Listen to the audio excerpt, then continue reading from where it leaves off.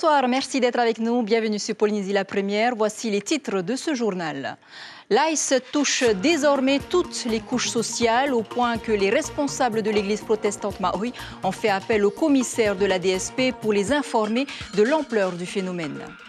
Suite à l'accident ce week-end à Uapo qui a fait 5 blessés à bord d'un pick-up, petit rappel dans ce journal des règles de sécurité routière en matière de transport de personnes dans les bennes. On parlera aussi économie avec le vote du budget 2020. Le pays annonce d'ores et déjà qu'il injectera 53 milliards dans toutes les actions sociales confondues. Une vitrine des créations locales, c'est le salon de Noël des artisans qui vous attend jusqu'au 24 décembre au Parc Expo de Mam'o. Avec nous pour en parler en direct de Papeete Hina Utia de l'association Tahiti Terimarau. À tout à l'heure. Enfin, au cœur du Fénois nous emmène à la presqu'île à la découverte d'une légende de Vairao, celle de l'homme parfumé, l'ensorceleur de femmes.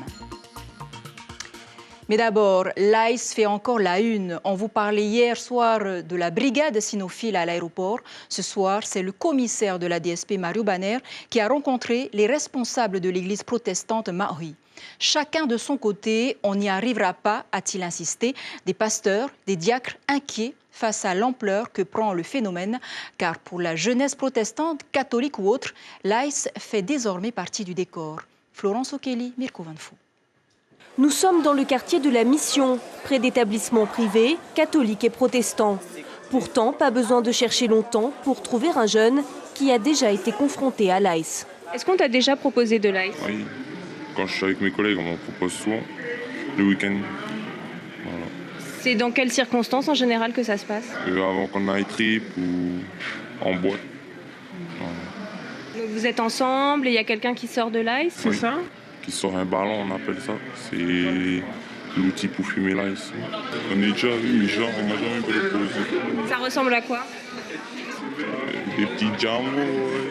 À en croire ces jeunes, l'AIS circulerait donc dans les fêtes au même titre que le paca et l'alcool. La bonne nouvelle, c'est qu'ils sont encore une immense majorité à dire non, parce qu'ils envoient les ravages, mais aussi grâce aux messages de prévention. Moi, je trouve que quand tu fumes ça, ça met ton mental, ça détruit ton mental, tu deviens bêta pris. À l'école aussi, il y a des policiers qui passent une fois par an et qui en parlent. Qu'est-ce qu'on t'a dit? Que c'est une drogue et que tu essayes une fois, puis tu deviens addict. Et que c'est vraiment dangereux pour ton entourage et pour toi-même. Ce message, les policiers le répètent inlassablement dans les établissements scolaires et maintenant dans le reste de la société. À la demande de l'église protestante, la DSP intervient aujourd'hui pour informer des responsables religieux un peu dépassés.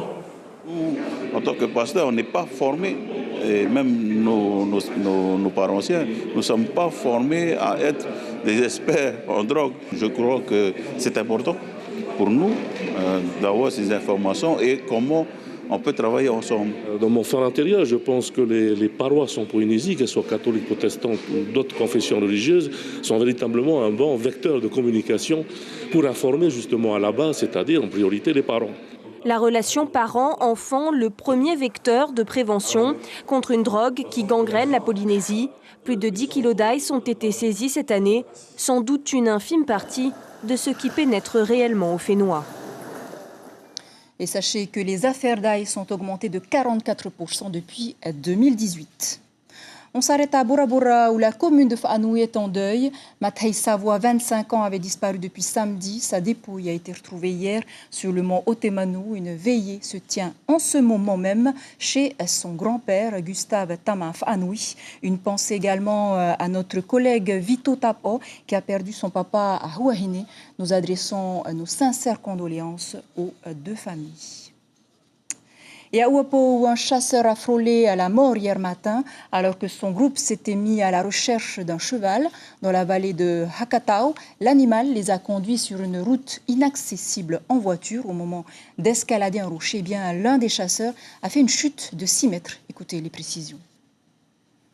Les deux frères sont allés avec le beau-frère en pirogue de l'autre côté, dans une petite vallée, pour aller récupérer leur cheval. Le beau-frère les a déposés à la plage et les deux frères ont grimpé la pente, ont grimpé sur les rochers. Et le grand frère est arrivé à grimper au-dessus. Le petit frère l'a suivi. Et au moment de grimper, le petit frère, un pan de rocher s'est détaché quand il s'est agrippé. Puis il est tombé sur le dos. Et il avait son sac à dos sur lui. Peut-être le sac à dos a amorti un peu le choc, mais il était mal en point. Il avait mal partout. Mais aujourd'hui, ça va mieux. Les nouvelles sont bonnes. Il est ici Tahiti. Et nous aussi au village, quand la nouvelle est arrivée aujourd'hui, qui va mieux, et on est un peu soulagés parce qu'il y a eu l'autre accident aussi dans l'autre vallée. Alors le lendemain chez nous, dans l'autre vallée, c'est pas tellement réconfortant. Il faut être très vigilant. On reste à Uapo suite à l'accident grave dimanche. 5 blessés dont le conducteur. Eh bien, le nombre de victimes aurait peut-être été moins important si la réglementation de sécurité routière avait été respectée. Le transport des passagers à l'arrière d'une benne est en effet interdit depuis 2008, sauf lorsqu'il y a des aménagements spécifiques. Petit rappel avec Nicolas Suire, Jérôme et Lionel Tehamouana. 4 personnes dans une benne de pick-up gravement blessées à Uapo. Ça n'était pas arrivé depuis 2013 à Wainé. Et puis, il y a eu en 2012 la mort d'une fillette à Raiatea. Ce sont les seuls accidents à déplorer depuis la mise en place de la réglementation des transports en 2008, car elle a été très rapidement respectée par les Polynésiens. C'est une exception, l'accident des Marquises à Uapo, vu la particularité du terrain. Et puis... au niveau de la conduite du conducteur. Bon, il est vrai qu'il n'est pas en conformité par rapport à la réglementation qui prévoit que justement le transport dans les bennes est strictement interdit. À part le transport touristique et certaines entreprises ayant un agrément, le transport en benne est interdit sauf cas exceptionnel. Et avant tout, pour être aux normes, la benne d'un particulier doit avoir un banc à hauteur réglementaire, des ceintures et des arceaux, comme l'installation de cette voiture. Il faut prioritairement faire monter les usagers de sa famille et uniquement de sa famille lorsqu'on est utilisateur. Prioritairement à l'intérieur du cockpit du véhicule et ensuite après dans l'espace de la benne si, je répète bien, si il est aménagé conformément au code de la route. À Uapo, la plupart des habitants connaissent la loi. Ceux-là sont sidérés. C'est choquant parce que dans les infos, on mettait qu'il y avait 11 personnes dans la voiture et qu'il pouvait y avoir, je pense, 11 morts. Encore l'inconscience des gens concernant la sécurité des personnes dans le véhicule et plus particulièrement dans la benne. Malgré que l'interdiction elle est là et les gens continuent apparemment à jouer avec leur vie. Rappelons que la réglementation est avant tout mise en place pour la sécurité de chacun.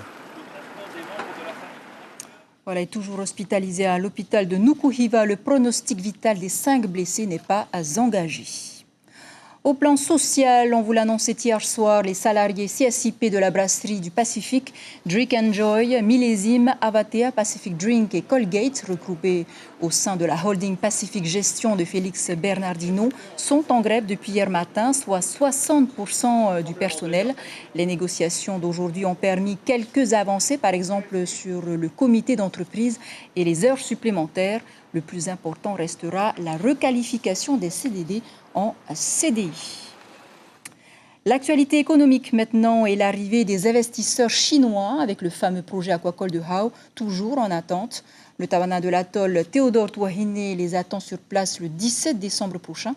Il reste persuadé que le projet sera bénéfique pour sa population. Joint par téléphone, il l'a confirmé à Ibrahim Ahmedazi. L'espoir fait partie des convictions de maire parce qu'il faut qu'un maire puisse espérer qu'un tel projet puisse se mettre en place sur sa commune. Donc oui, on garde toujours l'espoir et on attend qu'ils arrivent le 17 pour en savoir plus. Le plus important, c'est pas le démarrage économique, c'est de savoir qu'est-ce qu'on puisse faire pour cette population qui est en appel d'emploi, qu'est-ce qu'on fait d'eux. C'est ce qui est intéressant pour moi. Après, le démarrage, c'est ce qui va apporter derrière pour la population. Mais un maire ne peut pas...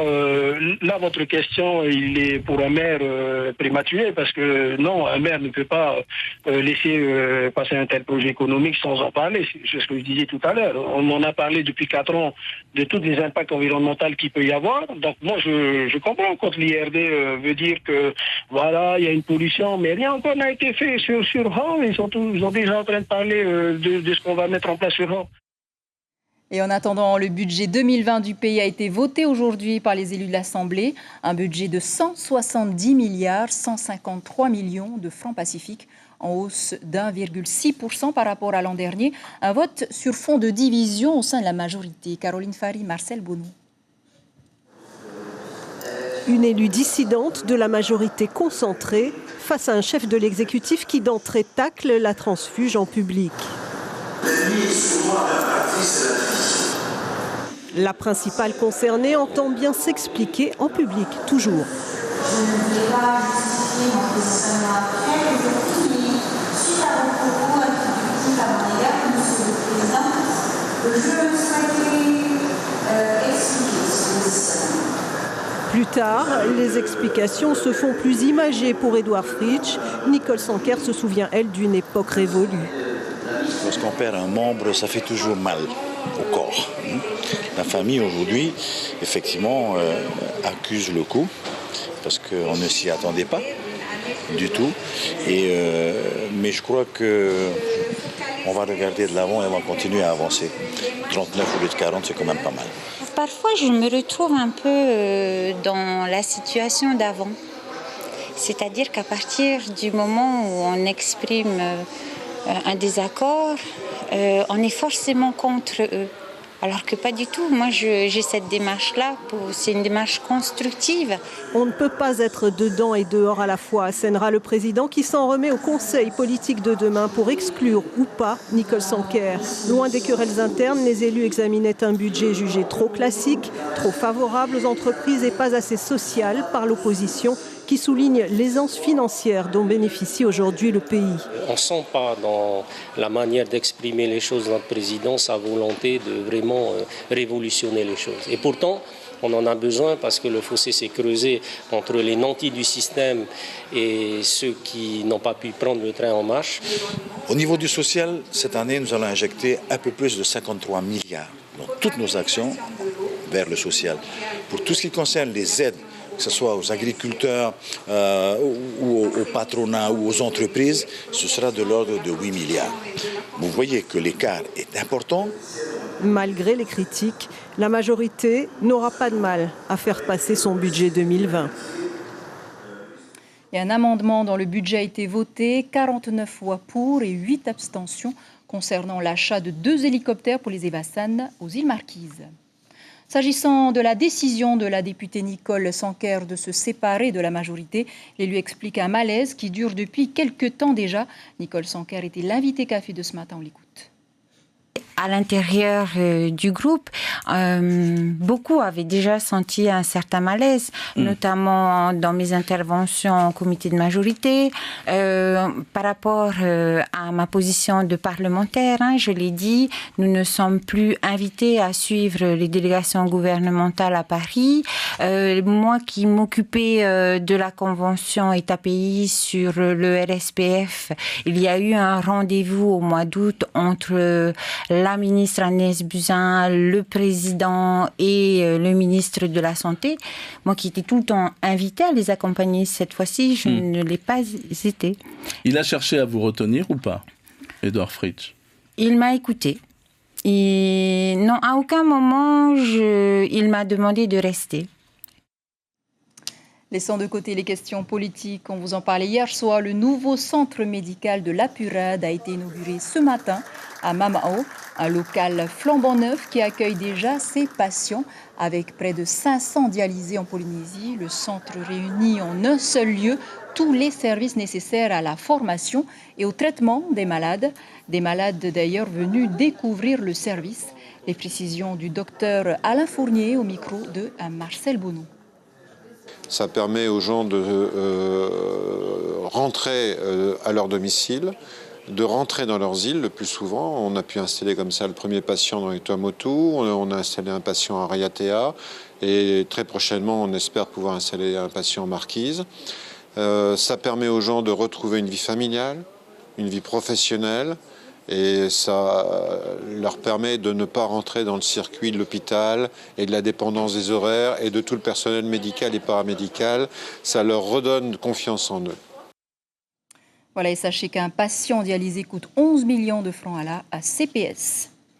Le Salon des artisans bat son plein depuis son ouverture ce week-end. L'occasion pour les créateurs locaux de proposer leurs nouveautés, des bijoux aux vêtements sur place. Hina Outia, bonsoir.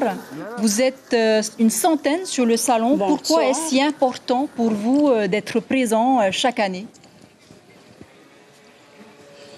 C'est très important pour nous ce salon-là parce que c'est Noël qui arrive. Et c'est l'année, c'est le moment où les mamans ont un peu d'argent pour rentrer dans sa famille. C'est pour ça que c'est très important pour la famille polynésienne. En termes de chiffre d'affaires, ce salon représente combien à peu près de vos revenus sur l'année ? Sur le mois de juillet, notre revenu est de 44 millions. Je crois que cette fois-ci, à Noël, on va avoir dans les 36 millions. Voilà. Alors, chaque année, vous constatez qu'il y a plus de commerçantes ou qu'elles sont moins nombreuses ? Non, chez nous, il y a beaucoup plus d'exposants chez nous, les artisans, hein, parce que parmi nous, il y a les mamans qui essaient de faire venir leurs enfants chez nous pour pouvoir apprendre à faire quelque chose, parce qu'il n'y a pas de travail. Le travail, c'est ici sous le plancher qu'il y a des apprentissages, ici sur le plancher par les mamans, des concours et tout ça. Alors, quelle est l'ambiance sur place depuis l'ouverture du salon ?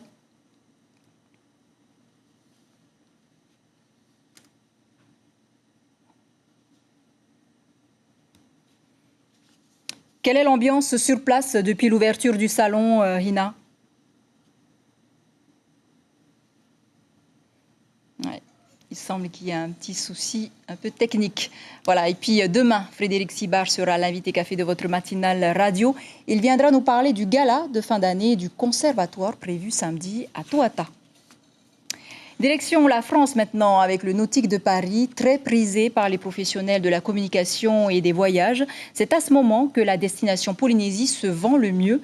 Malgré les grèves à Paris, le public n'est pas indifférent à cette belle image du bout du monde. Éric Saintas, Emmanuel Gir et Raël Moine. Au détour des allées du Nautique, on retrouve vite l'ambiance de Tahiti et ses îles. Un parfum d'outre-mer qui ne laisse pas indifférent. Teli Taputu et sa troupe vont apporter le petit supplément qui va toucher le public parisien. La population locale est au cœur de la campagne de communication de Tahiti Tourisme depuis 2014.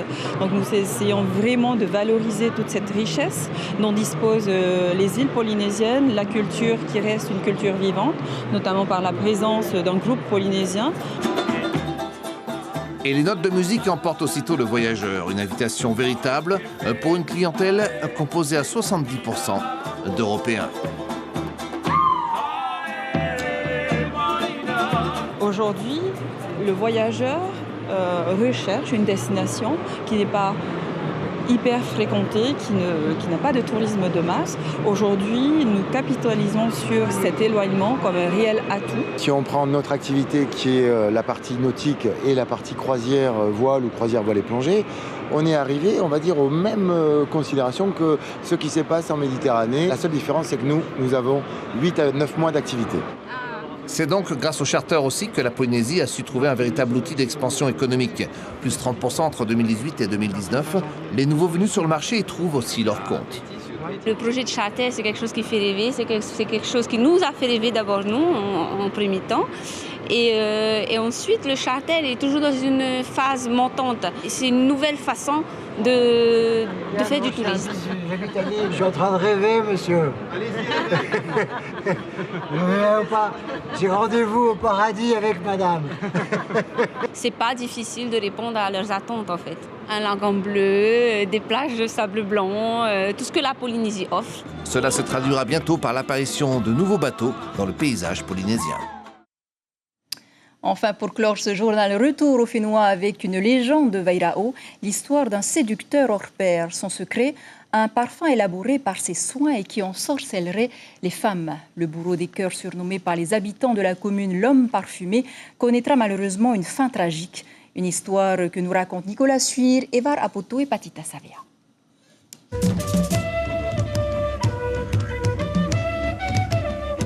C'est sur cette montagne qu'aurait sévi l'homme parfumé. Sans utiliser de mots, il persuadait les femmes qu'il rencontrait de le suivre grâce à un parfum préparé par ses soins, ainsi qu'à sa manière de les embrasser. Il n'embrassait pas sur la joue, il embrassait sur la bouche. Il embrassait sur la bouche des femmes.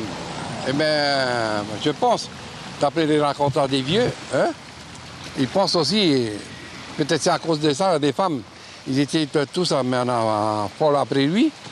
Mais à chaque fois quand il rentrait, il amenait des femmes avec lui, mais même des femmes mariées. Ce comportement a attisé la jalousie des habitants de Veirao. Le Don Juan a été frappé par leur colère. Les maris, ils essayent de les retenir, mais non, ils suivent ce bonhomme-là, l'homme parfumé. Et puis à Bozo, ils ont décidé d'aller chez lui, on part dans la vallée de Bébéra, l'attendre dans les bambouinières. Hein. Ils ont coupé les bambous et coupé en morceaux affûtés. Ils l'ont piqué de là-haut, de la vallée, ils l'ont amené jusque-là. Selon Henri, certains habitants auraient aperçu le cadavre criblé de bambous affûtés flotter dans l'eau. Voilà, c'est ainsi que s'achève ce journal. Je vous rappelle l'info principale de cette édition. L'AIS touche désormais toutes les couches sociales, au point que les responsables de l'église protestante Maori ont fait appel au commissaire de la DSP pour les informer de l'ampleur du phénomène, un fléau qui fait désormais partie du décor. À la une de votre quotidien, la Tahiti Info, titre « Fritsch resserre les rangs au Tapura ». Voilà pour l'essentiel de l'actualité. Merci de nous rester fidèles. 5h30, l'info radio. Très belle nuit sur la première. À demain.